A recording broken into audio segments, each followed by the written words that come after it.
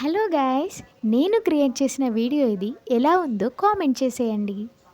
ఒకరోజు స్కూల్లో ప్రతి ఏడాదిలానే పిల్లలందరినీ పిక్నిక్కి దగ్గరలో ఉన్న పార్క్లోకి తీసుకెళ్దామని టీచర్స్ నిర్ణయించుకున్నారు.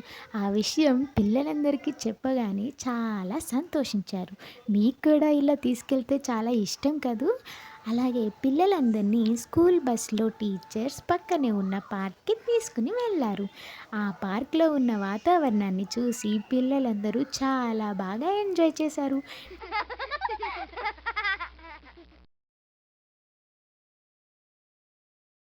అంతలోనే ఒక ముసలాయన పార్క్లో పడిపోతాడు. ఆ ముసలాయనని చూసి పిల్లలందరూ పరుగులు పెడితే, కానీ రాము అనే ఒక మంచి బాలుడు అతనికి సహాయం చేస్తాడు. ఇలా సహాయం చేస్తే పిల్లలు చాలా మంచివాళ్ళు అనిపించుకుంటారు.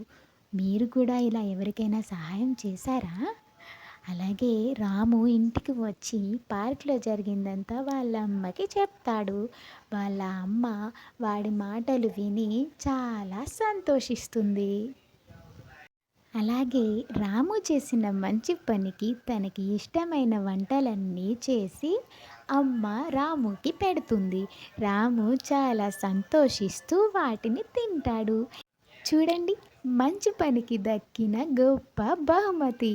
ఇలాగే మీరు కూడా మన పెద్దలకి సహాయం చేయండి. ఈ కథ మీకు నచ్చినట్లయితే లైక్ చేయండి. మరొక మంచి కథతో మరుసటి రోజు కలుసుకుందాం. బాయ్.